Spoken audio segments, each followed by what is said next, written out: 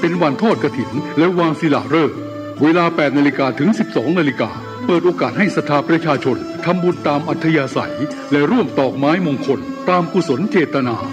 เวลา 11 นาฬิกาถวายเพลพระสงฆ์และเลี้ยงอาหารประชาชนแบบโรงทานเวลา 12 นาฬิกา 30 นาทีเริ่มแห่ต้นกฐินสามัคคีแต่ละสายบุญและแห่แผ่นศิลาฤกษ์เวลา 13 นาฬิกา 30 นาทีประกอบพิธีวางศิลาฤกษ์และทอดกฐินในโอกาสอันเป็นบุญกุศลแห่งการสร้างวัดใหม่และทอดกฐินพร้อมวางศิลาฤกษ์สร้างศาลาการประเรียนครั้งนี้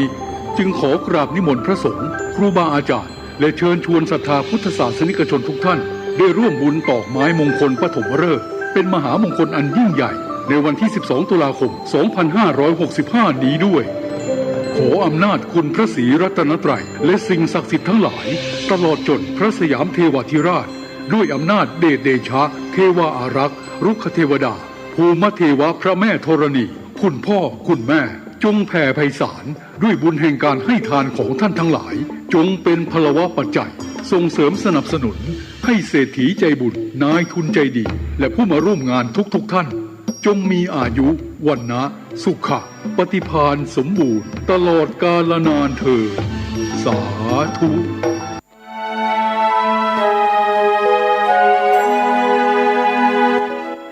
เชิญร่วมเป็นเจ้าภาพทอดกฐินสามัคคีสมทบทุนบูรณะปฏิสังขรณ์ศาลาอเนกประสงค์เพื่อการบุญการกุศลงานมงคลและอวมงคลของวัดโป่งน้อยตำบลสุเทพอำเภอเมืองจังหวัดเชียงใหม่ทอดกฐินวันเสาร์ที่ 15 ตุลาคม พุทธศักราช 2565 โดยวันที่ 14 ตุลาคมสมโภชองค์กฐินณวัดโป่งน้อยพิธีทอดกฐินวันเสาร์ที่ 15 ตุลาคมช่วงเช้า 9 นาฬิกาเป็นต้นไปก็มีคุณเบญจวรรณแสงคำป้าแอ้วเป็นประธานองค์ทอดกฐินพร้อมคณะกรรมการทำบุญทอดกฐินกับพระที่จำพรรษาทุ่นไตรมาสของวัดโป่งน้อยตำบลสุเทพอำเภอเมืองเชียงใหม่จังหวัดเชียงใหม่วันเสาร์ที่ 15 ตุลาคม 2565 สวยิ่งบุญทอดกฐินกฐินนะคะ ท่านกำลังติดตามรับฟังสถานีวิทยุกระจายเสียงพระพุทธศาสนาแห่งชาติและสังคมคลื่นเพื่อการศึกษาพระพุทธศาสนาและวัฒนธรรมระบบ FM 104.5 เมกะเฮิรตซ์ รายการต่อไปเป็นรายการคดีโลกคดีธรรม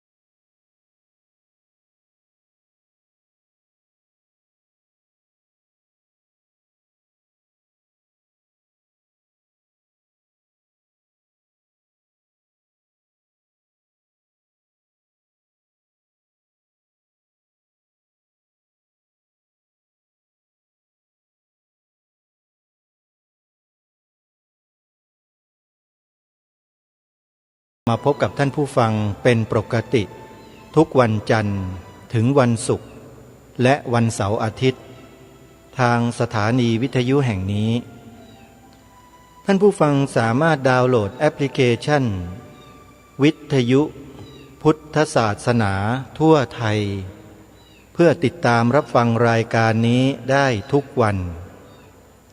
รายการนี้ออกอากาศสด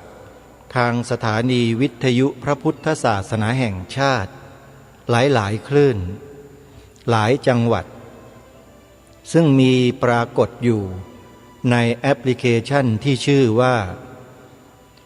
วิทยุ พุทธศาสนา ทั่วไทย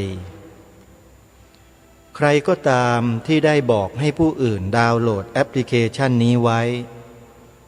ผู้นั้นก็จะได้อานิสงส์แห่งบุญในการบอกทุกครั้งเพราะผู้ที่ได้สดับรับฟังธรรมะผ่านแอปพลิเคชันนี้จะได้ประโยชน์จากการฟังเป็นอันมากจึงทำให้อานิสงส์แห่งบุญที่เกิดขึ้นจากการฟังธรรมนั้นตกไปถึงผู้บอกด้วยโดยปริยายขออนุโมทนาสาธุกับทุกๆท่านที่ร่วมบุญกัน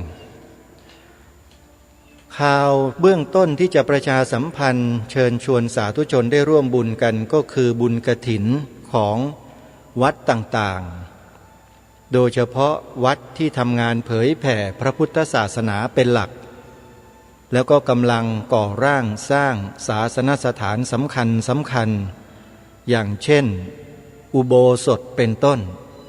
จึงขอประกาศเชิญชวนสาธุชนได้ร่วมบุญกันดังนี้วัดป่าจริยธรรมตำบลนาดอกคำอำเภอนาด้วงจังหวัดเลยจัดทอดกฐินวันที่11-12 ตุลาคมที่จะถึงนี้เป็นช่วงต้นของการกฐินโทรศัพท์สอบถามที่หมายเลข083-327-5700วัดหนองกาย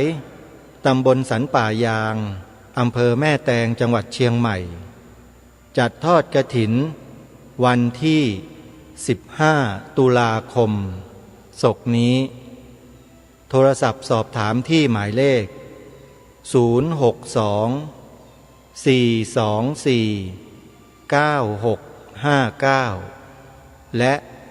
083-789-3642วัดบ้านปลาคูนตำบลท่าหาดยาวอำเภอโพนทรายจังหวัด101จัดทอดกฐินปีนี้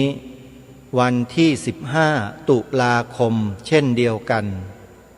โทรศัพท์สอบถามที่หมายเลข081-183-9690วัดศรีอุดมวงศ์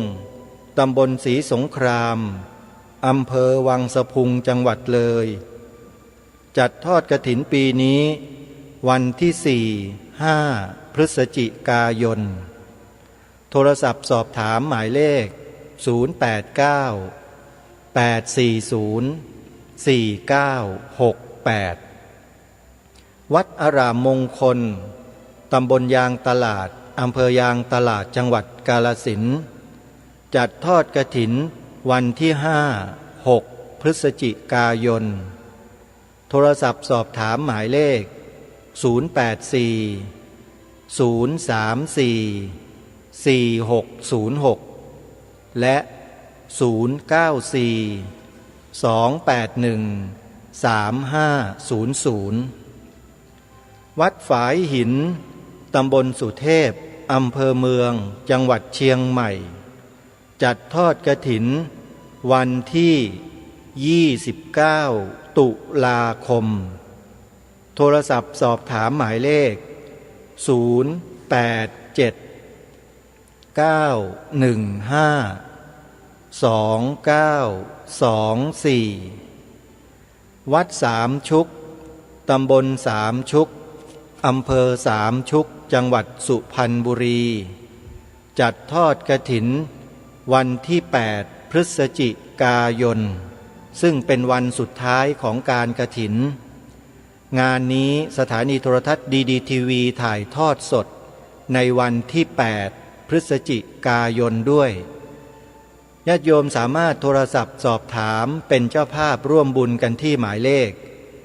089-000-8462ขออนุโมทนาสาธุบุญกับทุกท่าน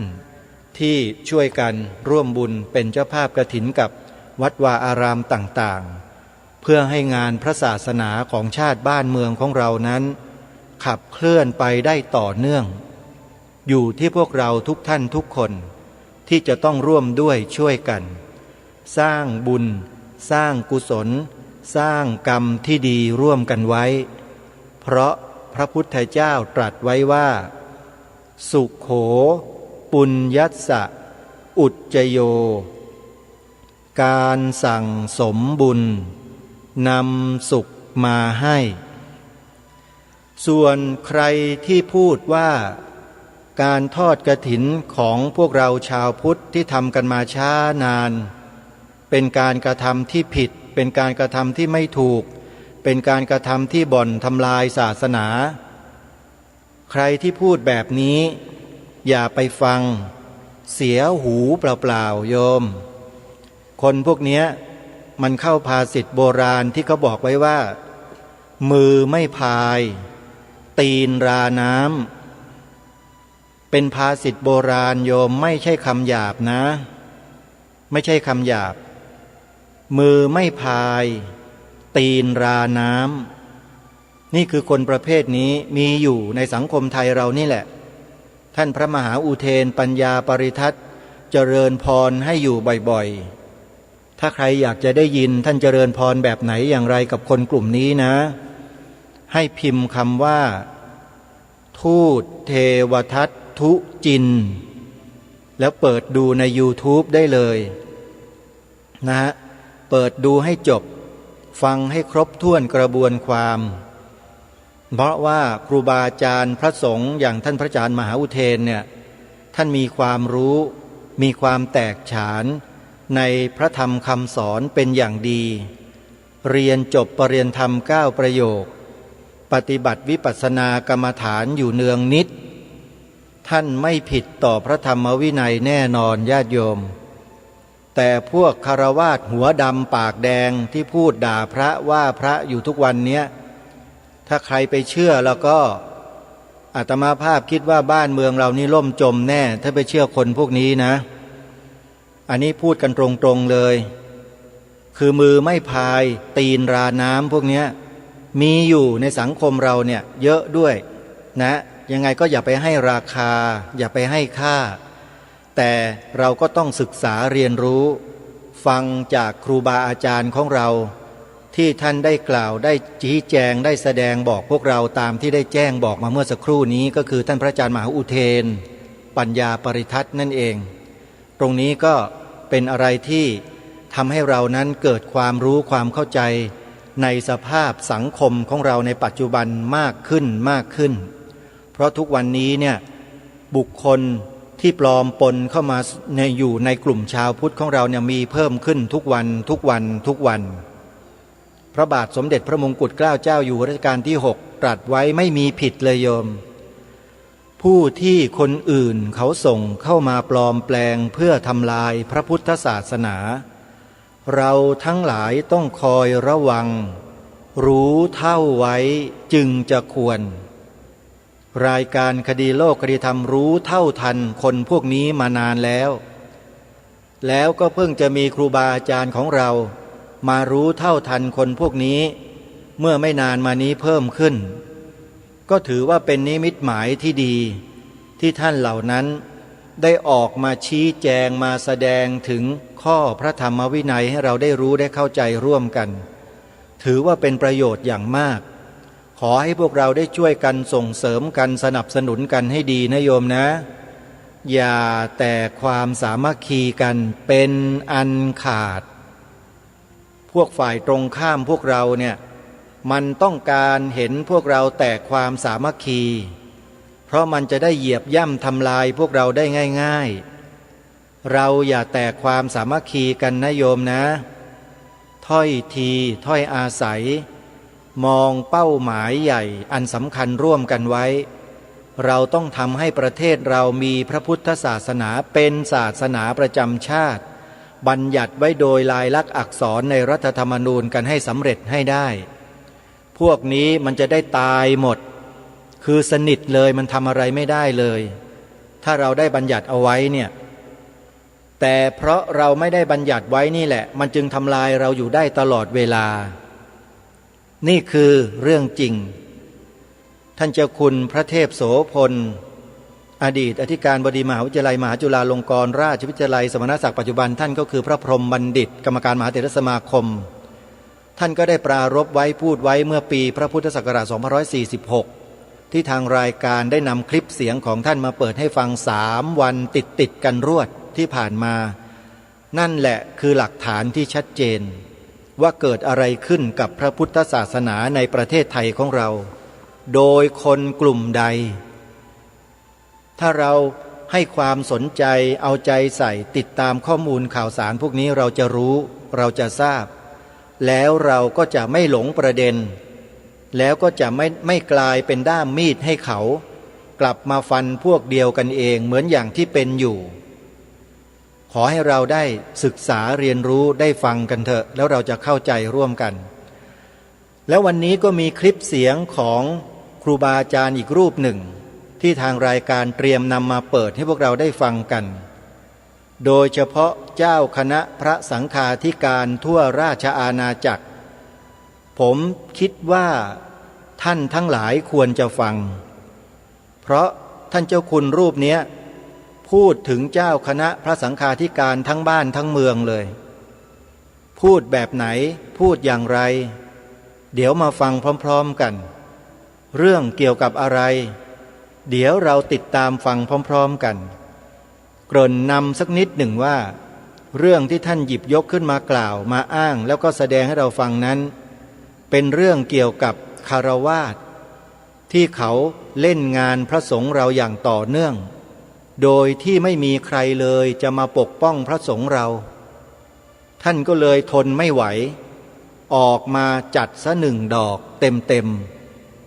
เดี๋ยวมาฟังพร้อมๆกัน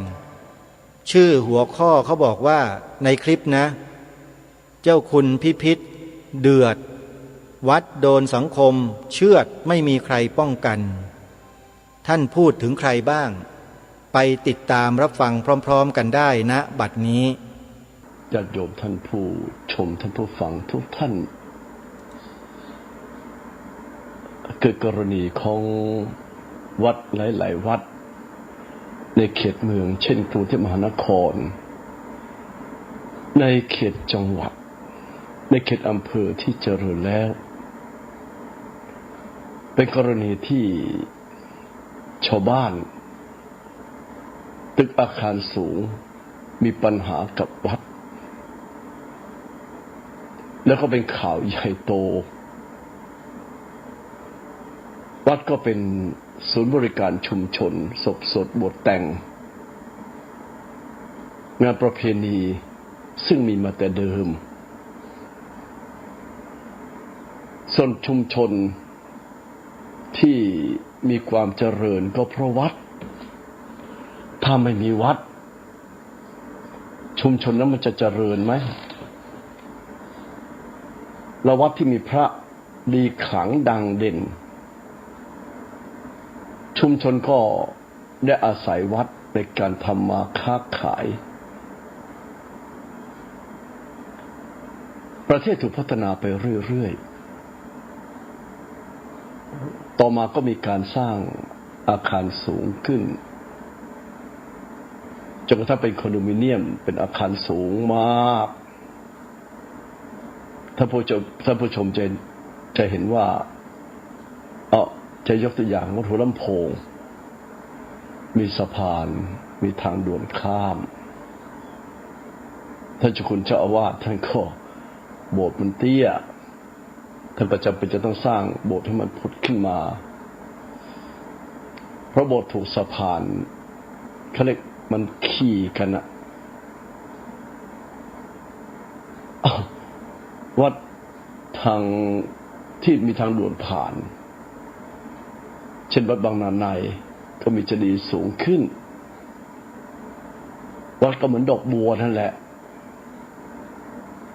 อาคารและก็ถนนที่เป็นทางด่วนมันก็เหมือนน้ำที่ไหลมาถาวรตึกที่สร้างสูงขึ้น มันก็กดขี่วัดนี่ขอทำความเข้าใจหน่อยนะส่วนท่านที่ชมท่านที่ฟังอยู่เนี่ยหรือพระที่ฟังท่านจะส่งข่าวกันต่อไปหรือไม่ผมไม่รู้เป็นความรับผิดชอบส่วนตัวของพวกท่านถ้าท่านดูแลท่านก็เฉยไม่ส่งไปทางไลน์พวกกันไม่ส่งโพสต์สาธารณะผมก็ช่วยไม่ได้นะแต่ผมก็เฝ้าติดตามเพราะอะไรเพราะวัตถุรังแกนะวัดสุทัศน์เดิมทีเดียวอากาศมันก็สบายพออยู่วัดสุทัศน์ปี19อากาศก็ยังเย็นสบายเดี๋ยวนี้อาคารมันก็สร้างสูงขึ้นแต่ว่ามันถูกจำกัดความสูงแต่สิ่งที่พระและวัดได้รับความกระทบกระเทือนก็คือว่าไม่มีอากาศหายใจแล้วแอร์ทุกเครื่องที่อยู่รอบๆวัดก็หันมาที่วัดสุทัศน์แล้วพระเป็นอย่างไรพระก็นอนเหงื่อแตกพลักลมก็ไม่มาตามธรรมชาติแต่อาคารสูงมันมาบดบังทางเดินของลมเพราะนั้นเป็นธุรกิจวัดต่างๆก็คงประสบปัญหานี้วัดเราสร้างมามันก่อนชุมชนจะเกิดนะมันก่อนอาคารสูงจะเกิดและบางพื้นที่นี่ก็ทางเทศบาลก็ไม่ได้จำกัดความสูงของอาคารปล่อยให้สร้างกันไปเพราะเชิงธุรกิจวัดที่เป็นปัญหาอยู่ทุกวันนี้ถูกเบียดเบียนโดยทุกคนต้องการเสพสุขต้องการความเป็นอยู่ต้องการผลทางธุรกิจปัญหาที่เกิดขึ้นก็คือว่าพระไม่มีโอกาสหายใจวัดที่เป็นปัญหาเรื่องเสียงก็พระสงฆ์ทั้งหลายเจ้าอาวาสทั้งหลายญาติโยมทั้งหลายต้องคิดด้วยความเป็นธรรมหนึ่งคุณบังลมสองคุณอยากซื้อตึกอาคารสูงเพราะอยู่บ้านเดี่ยวไม่ปลอดภัยสามเสียงมันจะไปไหนแล้วมันก็ปะทะมุมตึกนั้นมุมตึกนี้มันก็อวนอยู่อย่างนั้นแหละแล้วบอกว่ารำคาญเสียงแล้วมาอยู่ทำไมปัญหาต่อมาคือว่าเรื่องการจัดกิจกรรมของวัดที่สำคัญที่สุดก็คือว่าปัญหาเรื่องการเผาศพก็บอกว่ากลิ่นศพรบกวนก็มาอยู่ทำไมแล้วใครมันสร้างก่อนสร้างหลังสังคมต้องให้ความเป็นธรรมกับพระบ้างนะให้กับวัดบ้างแล้วพวกคุณตายไปแล้วคุณจะเอาไปไว้ที่ไหนถามว่าตายไปแล้วเนี่ยไปทะเลาะกับวัดนั้นเนี่ยจะเอาศพไปไว้ที่ไหนแล้วใครมาสร้างก่อนสร้างหลังไอ้คำว่าใครสร้างก่อนสร้างหลังเนี่ยเป็นข้อวินิจฉัยความเป็นธรรมต่อวัดถ้าที่นั้นมันไม่เจริญถ้าที่นั้นมันเจริญเพราะวัดคุณมาสร้างทำไมก็สร้างอาคารเตี้ยๆการเผาศพมันมีปัญหาเดี๋ยวนี้วัดลงทุน15 ล้านในการเผาศพเตาเผาเขาอยู่กันมาแต่เดิมเขาไม่เป็นปัญหาอะไรกันเลยเอาดูในเขตดุสิตกรุงเทพมหานครอันนี้ถูกจำกัดความสูงของอาคารไม่เกิน2 ชั้นจบจับอยู่ใกล้พระราชวังสวนดุสิตถึงขนาดนั้นยังต้องเปลี่ยนระบบเตาเผาเป็นระบบสมัยใหม่กำจัดกลิ่นกำจัดควันพระลงทุนเท่าไหร่แล้วพระได้เท่าไหร่แต่ถ้าไม่มีเตาเผาตายไปแล้วจะไปไว้ที่ไหนวัดเทพศิรินทร์วัดมกุฏนี่เป็นอาคารที่กำจัดความสูงแต่ชาวบ้านเขารู้เขาสร้างตึกไม่เกิน4 ชั้น แล้วเขายอมรับสภาพเพราะเขามาอยู่ทีหลังแต่ในบริเวณชุมชนที่พื้นที่ราคาถูกแล้วมีเศรษฐีไปซื้อและสร้างอาคารสูงซึ่งสูงเกินแล้วฮะอะไรนะบทบัญญัติที่เกี่ยวกับอาคารสูงในเขตชุมชน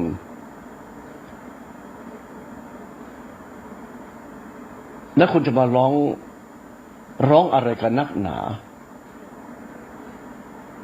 กลายเป็นว่าวัดไปรบกวนคนไม่ใช่นะก่อนคุณจะสร้างคอนโดซื้อคอนโดหรือสร้างอาคารสูงเนี่ยคุณต้องรู้ว่าปัญหามันจะเกิดขึ้นแต่สำนักงานพุทธศาสนาแห่งชาติเนี่ยรับเรื่องร้องเรียนตะพื้นตะพือเข็นแต่วัดทำความเข้าใจกับชุมชนเนี่ยนะ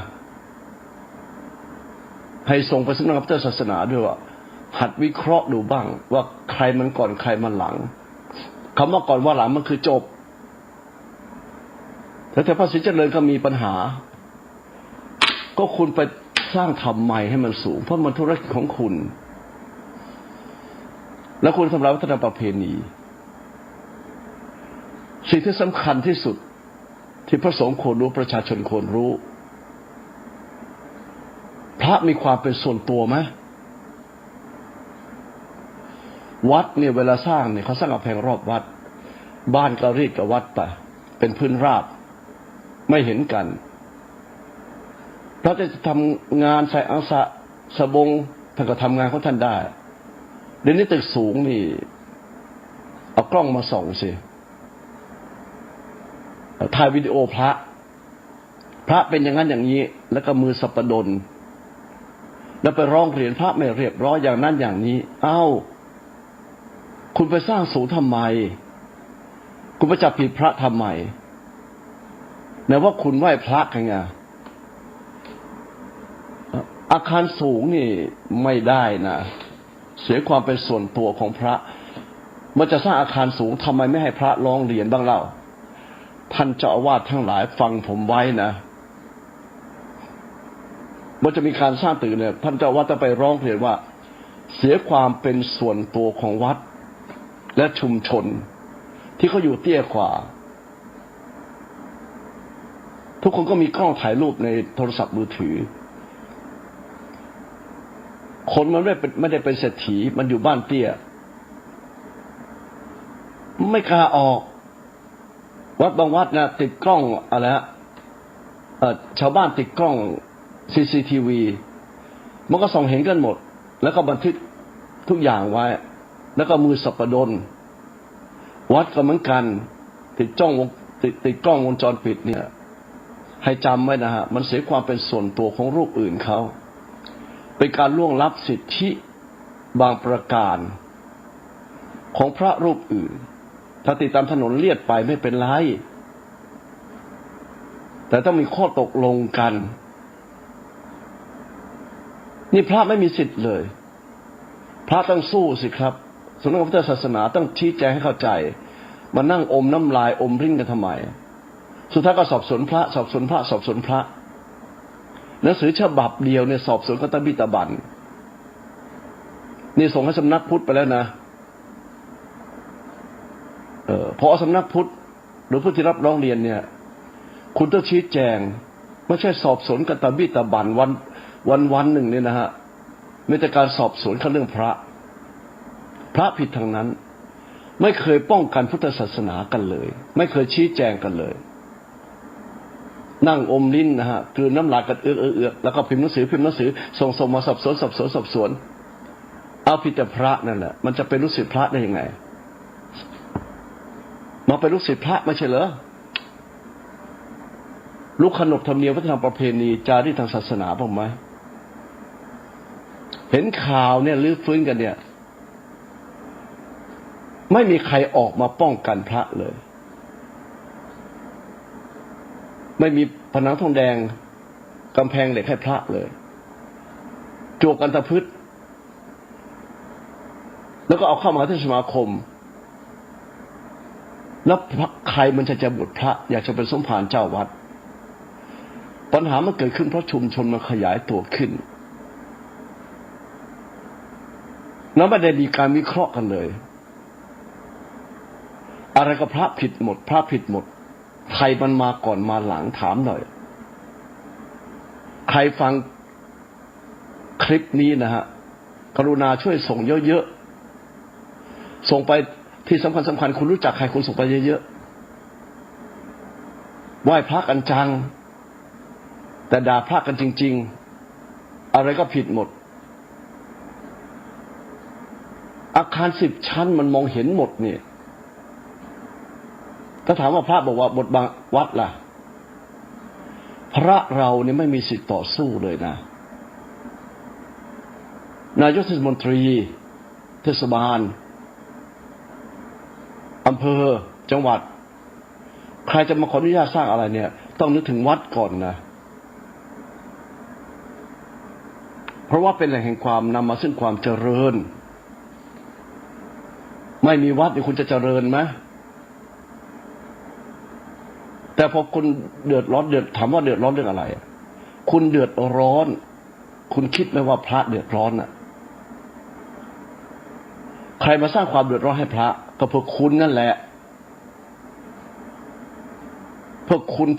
นั่นแหละมาสร้างความเดือดร้อนให้พระนี่ส่งไปบุตดาอริยบุตดาช่วยหน่อยเถอะน้องๆทั้งหลายเนี่ยก็ถือว่าเป็นอาตมาเป็นผมเป็นลุงพี่ก็แล้วกันนะเพราะจะจ้องมองดูอยู่แต่ถามว่าในต่างประเทศเนี่ยในยุโรปในอเมริกาในสวิตเซอร์แลนด์ในยุโรปก็แล้วกันอเมริกาเนี่ยเขามีปัญหาไหมเขามีเทศบัญญัติของเขาว่าจะใช้เสียงเนี่ยคุณจะใช้เสียงได้เท่าไหร่ระยะเวลาเท่าไหร่ฝากบุตดาอริยบุตดาหรือฝากเพจสำคัญของประเทศเนี่ยนะให้เป็นแรงถ้าท่านทั้งหลายมีแฟนคลับมีผู้ชมมากที่กล่าวมาเนี่ยมีผู้ชมมากพวกเราช่วยพวกเราไหมถ้าพวกเราไม่ช่วยพวกเราจะอยู่กันได้อย่างไรเนี่ยไม่มีใครอยากเป็นเจ้าอาวาสนะเดี๋ยวนี้ในเขตเมืองเนี่ยเพราะอะไรเพราะชุมชนมันขยายตึกมันสูงขึ้นการร้องเรียนก็มากขึ้นสำนักงานพุทธศาสนาก็สอบสวนอีกแล้วสอบแล้วไม่สวนน่ะไม่ทำความเข้าใจแล้วเวลาสอบสวนเนี่ยมันประหลาดนะไม่เปิดเผยชื่อของผู้ที่ร้องเรียนไม่มีบนโทรศัพท์มาหาเจ้าคณะต่างๆแล้วเจ้าคณะถ้าไปสอบสวนท่านก็กล้ำกลืนฝืนทนขมขื่นหัวใจแล้วจะให้ท่านแสดงเหตุผลอย่างไรคนก็ไม่อยากบวชเป็นพระไม่อยากเป็นเจ้าอาวาสเป็นตามป่าตามเขาสบายไม่มีอาคารสูงไม่มีใครร้องเรียนปลูกต้นไม้ปลูกกอไผ่ไว้มันก็ปลูกปุ๋ยมิดเมมพระท่านจะกวาดวัดทำวัดแสกอังสะแบบงานก่อสร้างใส่รองเท้าบูทลองมาทำในกรุงเทพในเขตเจริญสิครับพวกโยมทั้งหลายก็เหมือนกันอย่าสับปะดนมือบอลกันนักเห็นแก่ตัวกันนักแต่อยากจะไหว้พระให้พรพระอยากจะได้รับพรจากพระแต่คุณทำอะไรกับพระในทุกวันนี้สังคมสื่อข่าวเขาก็คิดอีกแบบหนึ่งมันเป็นวัตถุดิบในการทำข่าวแต่มีใครถามพระบ้าง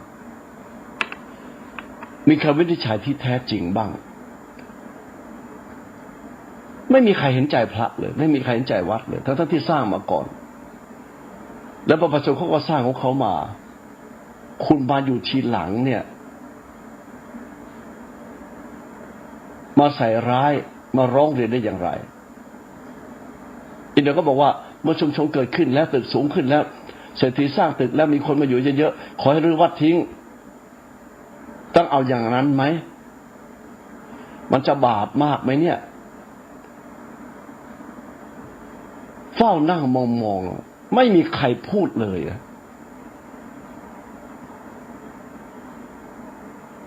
นั่งอมลิ้นกินน้ำลายกันอยู่นั่นแหละแล้วก็เล่นงานแต่พวกเดียวกันเปิดเว็บไซต์สิเรียกทีวีมาทำความเข้าใจว่าใครมันอยู่มาก่อน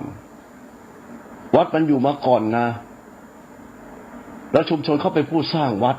พระมหากษัตริย์เป็นผู้สร้างวัดแล้วบางคนอยู่ใกล้วัดก็ทำลายวัดแล้วโยมก็เหมือนกันที่อาศัยพื้นที่วัดและอยู่ใกล้วัดเนี่ยคุณมาทีหลังนะไม่มีสิทธิ์ขยะก็มาทิ้งในวัดอย่าว่าแต่วัดอื่นวัดสุทัศน์เนี่ยมีถังขยะเนี่ยสมัยก่อนผมเองเนี่ยบริหารวัดตลาดอยู่ใกล้วัดเนี่ยตลาดขายของสดมาขยะมาที่ในวัดไอ้เราก็ต้องรับผิดชอบโอ้ผมถึงจะทำความเข้าใจกับอะไรผู้บริหารตลาดว่าเฮ้ยเพื่อเธอนี่ยังไงกันวะเนี่ยทำไมต้องเอาขยะมาที่ในวัดแล้วมันเป็นบาปนะเขาไม่จะเอาของดีเข้าวัด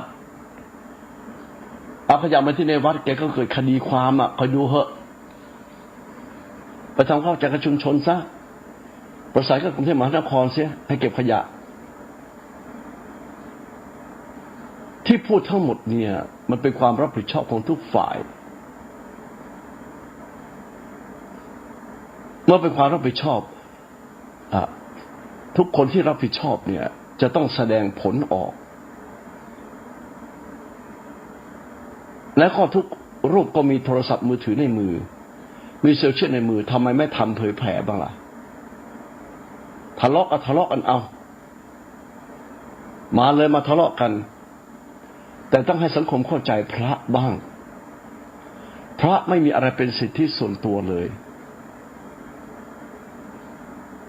กล้อง CCTV ที่ติดอยู่ตามที่ต่างๆที่ติดในอาคารสูงก็ส่องมาทางวัดดูสิอยู่เหนือหัวพระเป็นอะไรกี่สิบเมตรล่ะอาคารสูงกล้องถ่ายรูปก็ซูมได้จับพฤติกรรมของพระจะให้พระไปอยู่ในรูได้ไงถามคณะสงฆ์ดูสิถามสำนักงานพุทธศาสนาจะให้พระไปอยู่ในขุดรูอยู่ไหมต่อไปเนี้ยไม่มีโอกาสชี้แจงแสดงเหตุผลเลยไหนโฆษกสำนักงานพุทธศาสนาคือใครล่ะเป็นความรับผิดชอบของผู้อำนวยการสำนักงานพุทธศาสนาแห่งชาติที่จะต้องช่วยพระโดยเหตุผลถ้าผิดเรื่องอื่นไม่ว่าอะไรเอาแค่โยมบิณฑบาตเอาแค่พระบิณฑบาตปากซอยโยมเขาบอกว่าท่านรอตรงนี้นะเขาตกลงกับพระผมอยู่ในซอยลึกๆเนี่ย20-30หลังเนี่ยท่านเดินเข้าลำบากแล้วเขาก็มีส่วนตัวมีตากผ้านุ่งผ้าถุงอะไรต่ออะไรพระเป็นรอยืนรับบาตรในเขตดุสิตนี่แหละเท่านั้นแหละไอ้คนที่ไม่รู้ผ่านมาเห็นพระรอยืนรับบาตรฟ้องสำนักงานพุทธศาสนาก็ต้องไปถึงเจ้าคณะเขตซึ่งคืออาตมาเนี่ยคือผมนี่แหละจนขี้เกียจสอบปีหนึ่งเนี่ยมันกี่เรื่องอะไรแล้วมันเป็นสาระไหมแล้วเคยอ่านกันบ้างไหมส่งไปแล้วก็ไม่ได้อ่านอะไรกันเลยได้ผู้ที่ส่งมาก็ไม่ระบุชื่อไม่ระบุบัตรประชาชนไม่ระบุเบอร์โทรศัพท์แล้วจะไปสอบทำไมแล้วมีการกลั่นแกล้งกันไอ้หัวดีหัวหมอก็ไม่ชอบขี้หน้าพระแล้วไม่รู้ต่างศาสนาหรือเปล่า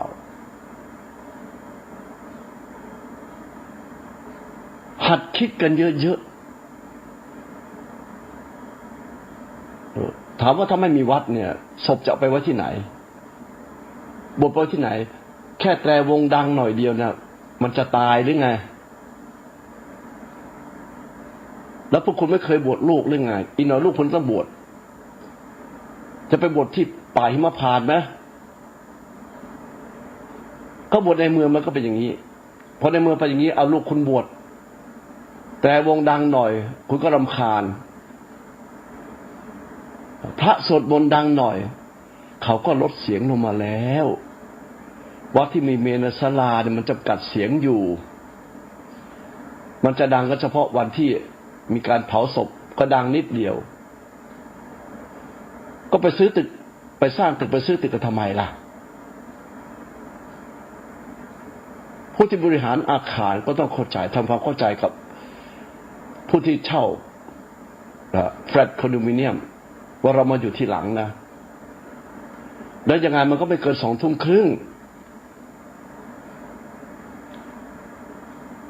เขาก็เสร็จกันหมดแล้วเต็มที่เลย20:30ทุกอย่างที่กล่าวมาแล้วนี้อยากจะทำความเข้าใจ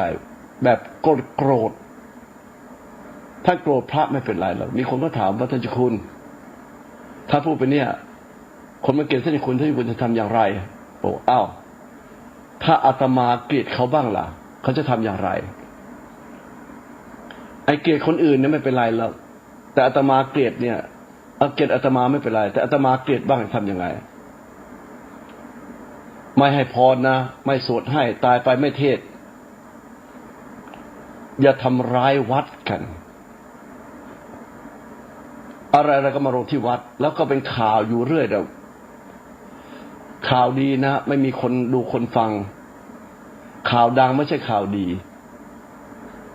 ก็เพราะว่าเราไม่มีทัศนคติเชิงบวกกับวัดไปปรับทัศนคติของตัวเองเสียใหม่แล้วพระที่ดูคลิปนี้ท่านจำไว้นะฮะถ้าท่านมือหงิกมือง่อยนะอย่างอื่นถ้าส่งกันได้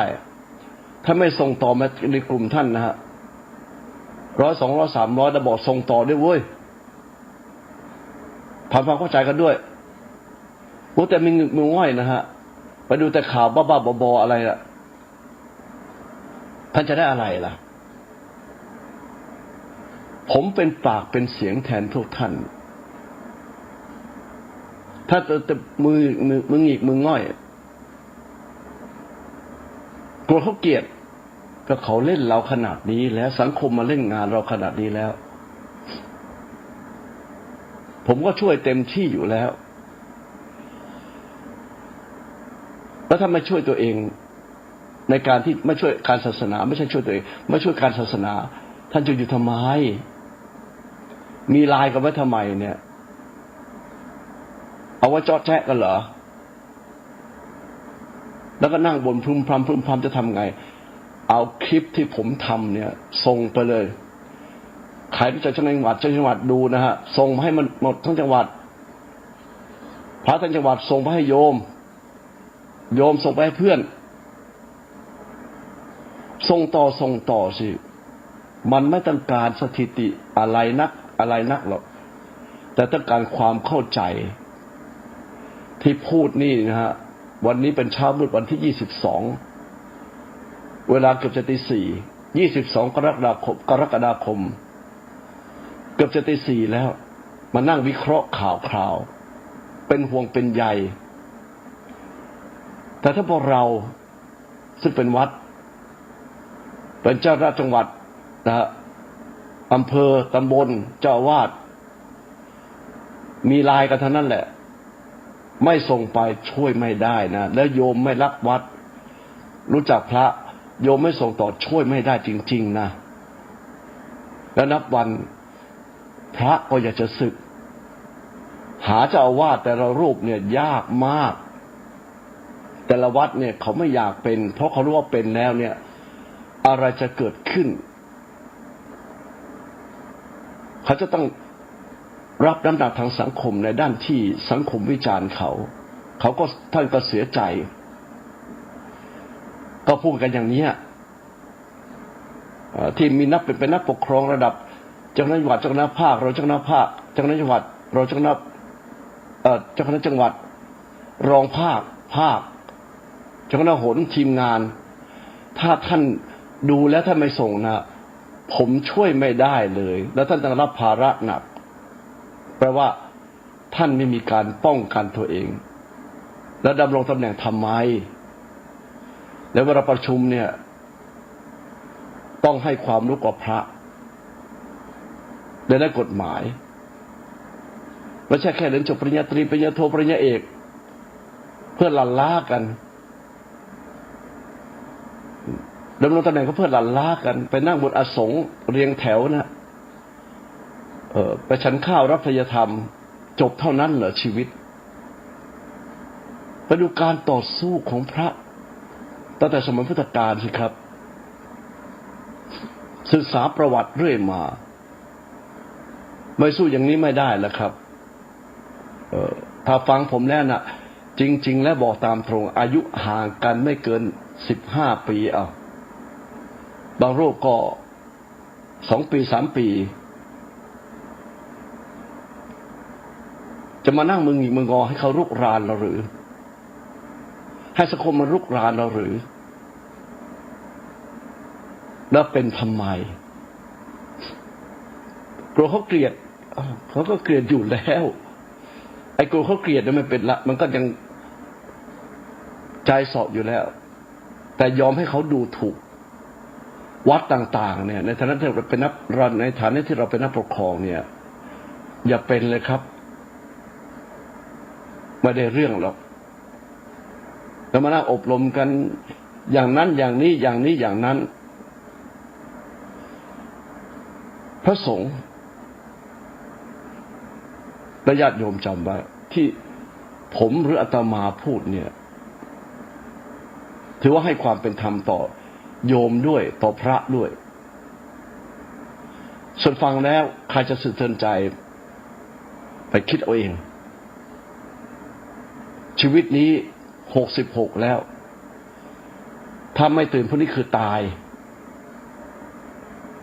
แต่ถ้าตายแล้วไม่ได้ทำอะไรเลยไม่ได้พูดอะไรเลยในความเป็นจริงความถูกต้องอยู่เพื่ออะไรอยู่เพื่อกินเท่านั้นเหรอกินเพื่อต่อชีวิตไปหาความตายที่ระยะยาวไกลหน่อยมันก็ตายเหมือนกันแต่ตายไปแล้วอะไรคือความถูกต้องล่ะเกียรติประวัติคืออะไรนี่คือสิ่งที่ต้องสำนึกกันญาติโยมต้องช่วยกันถ้ารักวัดโยมถ้าได้รับลายจากพระโยมส่งต่อไปเลยลายนี้นะฮะคลิปนี้ไม่มีการสงวนสิทธิรู้แต่ว่าใจสอบเปราะบางมึงอีกมึงกองไม่กล้าส่งไอ้ที่เรียรายทางออนไลน์แล้วก็ส่งกันจังโฆษณาพระทางออนไลน์ก็ส่งกันจัง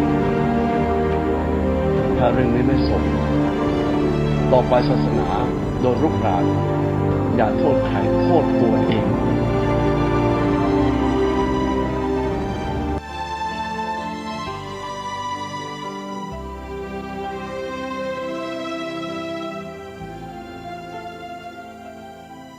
ท่านสาธุชนผู้ฟังทุกท่าน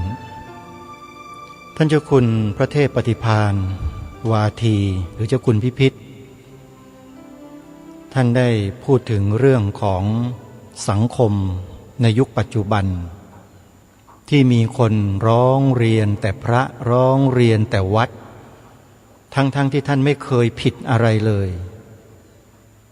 ท่านยกกรณีตัวอย่างของวัดบางสะแกนอกที่ถูกผู้หญิงคนเดียวที่อาศัยอยู่บนอาคารที่สูงกว่าวัดแล้วมาสร้างทีหลังวัดหลาย10 ปีพระท่านก็ทำกิจของท่านตามปกติมาเป็นร้อยปีแต่เจ้าหน้าที่ของรัฐที่ท่านเอ่ยถึงไม่ว่าใครทั้งนั้นแหละแม้แต่เจ้าคณะพระสังฆาธิการเราเองงอมืองอเท้าหงิกกันหมดท่านพูดชัดท่านเจ้าคุณท่านถามหาพระที่ท่านจะทำงานที่จะต่อสู้มีท่านเจ้าคุณท่านไม่ต้องกังวลหรอก พระอย่างท่านมีเยอะ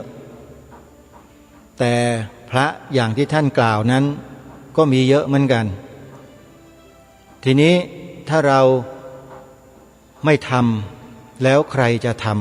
ำเราก็ต้องช่วยกันท่านสาธุชนทั้งหลายคือคลิปนี้อาตมาภาพก็ได้นำมาเผยแพร่โดยการแชร์ต่อไปในกลุ่มจำนวน70กลุ่มแล้วก็โพสต์ลงไปในอีเมลอีกเป็น 200-300 อีเมล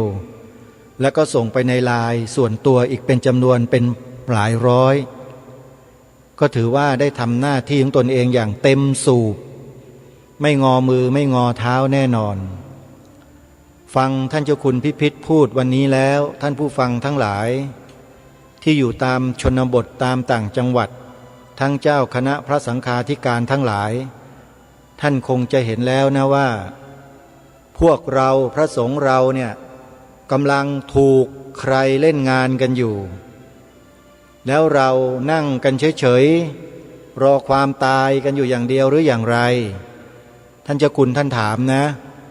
ผมก็เลยมาย้ำอีกครั้งหนึ่งยังไงก็ตามถ้าใครต้องการจะติดตามข้อมูลนี้ก็ดูในคลิปรายการคดีโลกคดีธรรมใน YouTube ได้เลยพิมพ์คำว่าคดีโลกคดีธรรมวัดฝายหิน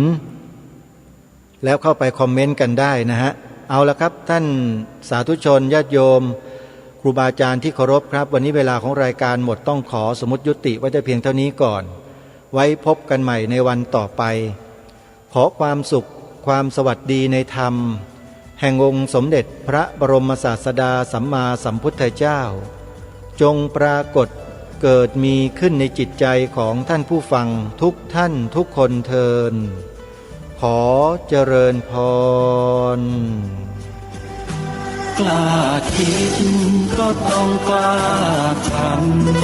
ำอย่ากลัวถ้าทำความดีเป็นศึกษาปัญหาให้ทันท่วงทีเมืองไทยจะพัฒนากว่านี้รายการดีๆคดีโลกคดีธรรมขอรำพันบรรยายความคิดเครื่องหมายแห่งสีทั้งสามงามถนัดขาวคือบริสุทธิ์สีสวัสดิ์หมายพระไตรรัตน์และธรรมะคุ้มจิตไทยแดงคือโลหิตเราใสซึ่งยอมสละได้เพื่อรักษาชาติศาสนาน้ำเงินคือสีโสภาอันจอมประชาพระโปรดเป็นของส่วนองค์จักริ้วเข้าเป็นไตรรงค์จึงเป็นสีธงที่รักแห่งเราชาวไทยทหารอวตารนำไปยงยุทธวิชัยวิชิตก็ชูเกียรติสยามประเทศไทยที่เจริญมั่นคงมาได้จนถึงทุกวันนี้มิได้เกิดขึ้นจากความหวาดกลัวอย่างคลาดเขลาแต่บรรพบุรุษไทยของเราทุกยุคทุกสมัยล้วนแต่มีความกล้าหาญและชาญฉลาดปกป้องเอกราชสร้างชาติให้เกิดความมั่นคงโดยมีธงแห่งพระไตรรัตน์เป็นเครื่องนำชัยจึงเป็นที่มาที่ไป